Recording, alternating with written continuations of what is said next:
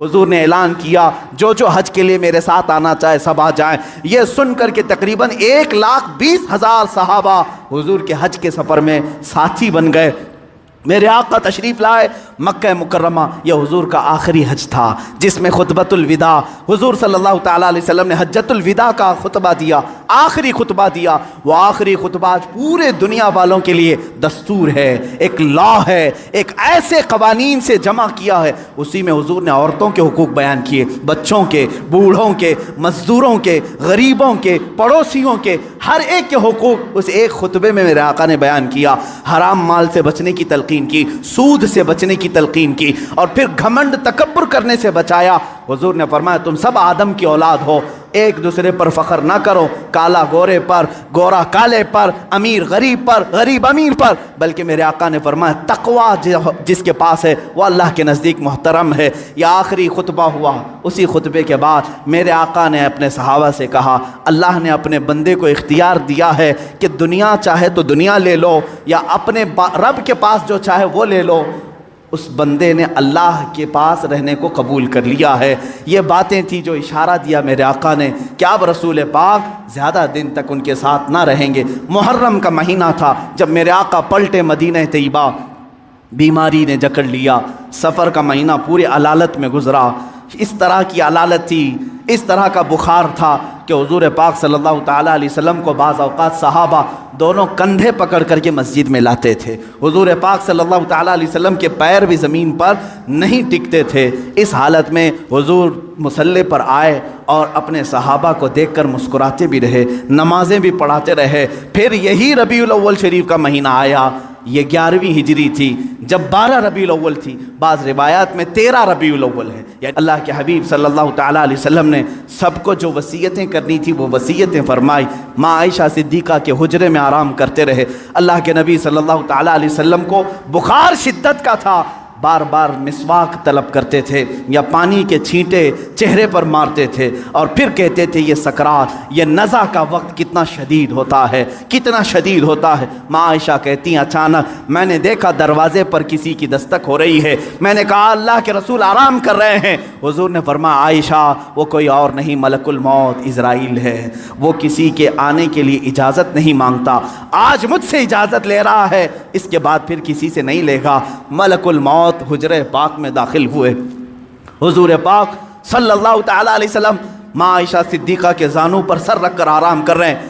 ملک الموت نے اجازت طلب کی، آقا حکم ہو تو آپ کی روح پاک کو میں نکالوں، اللہ کے حضور لے جاؤں، آپ کے رب اعلیٰ کے جلوں میں لے جاؤں۔ رسول پاک صلی اللہ علیہ وسلم نے اس سے پہلے جانتے ہو کیا پوچھا تھا؟ میرا دل درد کرتا ہے۔ ملک الموت سے صرف اتنا پوچھا، یہ وہ وقت ہوتا ہے نزع کا وقت جس وقت باپ اپنے بیٹے کو بھول جاتا ہے، بھائی بہنوں کو بھول جاتا ہے، بلکہ اکثر تو لوگوں کو اپنا نام تک یاد نہیں ہوتا۔ سکرات کے وقت جاؤ لوگوں کے بستروں کے پاس، ہم کلمہ پڑھاتے رہتے ہیں، کلمہ آتا نہیں، لوگ بول نہیں پاتے، یہ وہ حالت ہوتی ہے نزع کی۔ لیکن اس وقت میرے آقا صلی اللہ علیہ وسلم ملک الموت سے یوں کہتے ہیں اے اسرائیل، یہ جو نزع کا درد ہے کیا یہ درد میری امت کو بھی دیا جائے گا؟ کیا یہ سکرات کا درد میری امت کو بھی دیا جائے گا؟ ملک الموت نے کہا موت سے پہلے ہر ایک کو سکرات سے گزارا جائے گا۔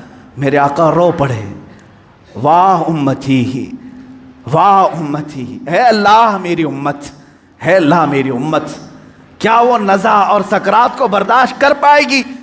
رب تعالیٰ نے حکم دیا اے حبیب آپ غم نہ کریں، آپ اپنے امتیوں کو یہ بشارت دیں کہ جو ہر نماز کے بعد آیت الکرسی پڑھتا رہے ہیں وہ دنیا میں رہے گا، اس کی روح اللہ فرماتا ہے میں خود قبض کروں گا، اسے احساس نہ ہو۔ رسول پاک صلی اللہ تعالیٰ علیہ وسلم حضرت عائشہ سے بات کر ہی رہے تھے، آخری جملے میرے آقا کے الصلاۃ الصلاۃ، نماز نماز، اور تمہارے ہاتھوں کے نیچے جو مزدور ہیں ان کا خیال کرو۔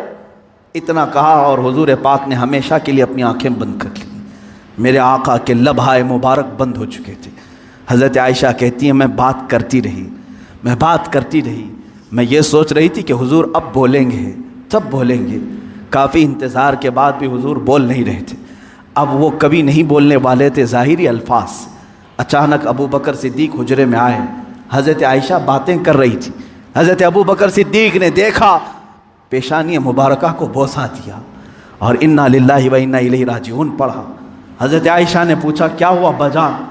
کہا بیٹی تجھے معلوم نہیں، تمہارے سرتاج، تمہارے رفیق حیات، ہم سب کے آقا و مولا اپنے رب اعلیٰ کے حضور جا چکے۔ حضرت عائشہ کہتی ہیں پہلی مرتبہ میں نے کسی کو اپنے سامنے روح قبض ہوتے دیکھا، میں تو یہ محسوس کر رہی تھی کہ حضور بخار کی وجہ سے چپ ہیں، پھر بولیں گے۔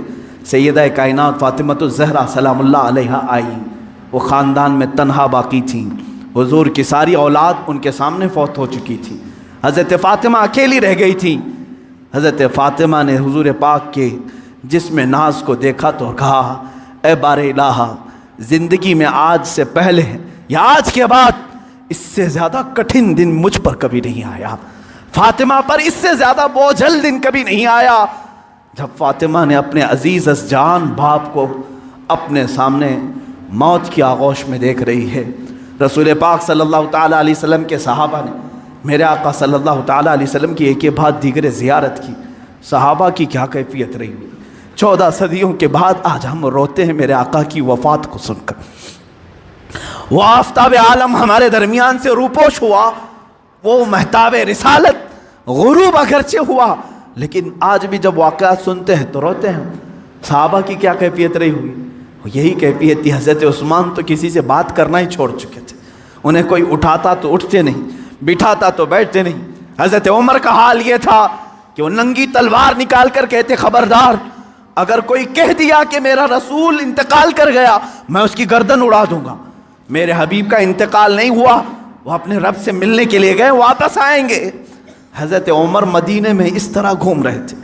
عزیزان گرامی وقار، رسول پاک صلی اللہ تعالیٰ علیہ وسلم پیر کے دن انتقال فرمائے اور بدھ کے دن تک آپ کا جسم مقدس رکھا گیا۔ جماعتیں آتی رہیں، پڑھتی رہیں، ملائکہ نے جنازہ پڑھا۔ بدھ کے دن میرے آقا صلی اللہ تعالیٰ علیہ وسلم کو صحابہ نے اٹھایا اور اسی حجرے میں جہاں ماں عائشہ صدیقہ کا گھر تھا، حضور پاک صلی اللہ علیہ وسلم کی قبر مبارکہ کھودی گئی، لحد بنائی گئی جو ایل شیپ میں ہوتی ہے، حضور کو پسند تھی، لحد مبارکہ میں رکھا گیا۔ اترنے والوں میں حضرت علی بھی تھے، حضرت عباس بھی تھے۔ فرماتے ہیں جب قبر مبارک میں آخری مرتبہ رکھا گیا، صحابہ کا مجمع تھا، بھیڑ تھی، ایک آخری نظر اس آفتاب رسالت پر ڈال لیں، لیکن اچانک لوگوں نے دیکھا قبر کی تختیاں بند کرنے سے پہلے رسول پاک کے ہونٹ ہل رہے تھے۔ حضرت عباس کہتے ہیں میں نے کان لگایا، اس وقت رسول پاک کہہ رہے تھے امتی امتی رب اغفر لامتی فانہم لا یعلمون، اے مولا میری امت کو معاف کر دے، وہ مجھے نہیں پہچانتی، اے اللہ میری امت کو معاف کر دے، وہ مجھے نہیں پہچانتی۔ یہ آخری جملے قبر انور میں رکھنے کے بعد رسول پاک کے اے امتیوں، کیا ہم نے رسول پاک کا حق ادا کیا ہے؟ کیا ہم نے ان کو سال میں ایک مرتبہ یاد کر کے یہ سوچا کہ ان کو کہ رات کے کھڑی ہوئی عبادتوں کا ہم نے صلہ دے دیا؟ کبھی نہیں ہو سکے گا، کبھی نہیں ہو سکے گا۔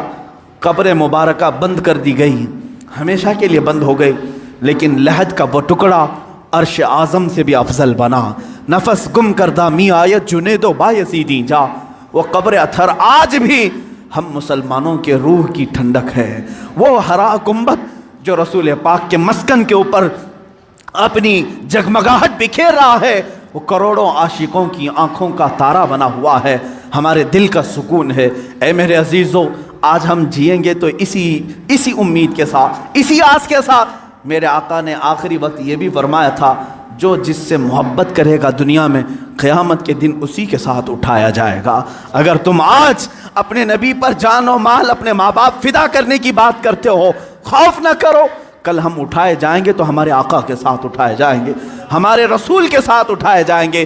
لیکن جو لوگ مغرب کے دلدادہ ہیں اور دوسروں کی کیریکٹر کو اپنا کر کے اپنے آپ کو تباہ و برباد کیے ہیں، ان کو مبارک ہو، وہ انہی لوگوں کے ساتھ اٹھائے جائیں گے جو فرعون، حامان، شداد، قارون، ابو جہل، ابو لہب، ان گستاخوں کے ساتھ اٹھائے جائیں گے۔ اللہ رب العزت میرے رسول کی زندگی پاک کو جب تک رکھا 63 سال وہ رحمت تھے، اور آپ کی وفات بھی امت کے لیے رحمت ہی ہے، رحمت ہی ہے، اور اللہ تعالیٰ ان کی برکت سے امت کو عذاب دینے سے محفوظ رکھا ہے۔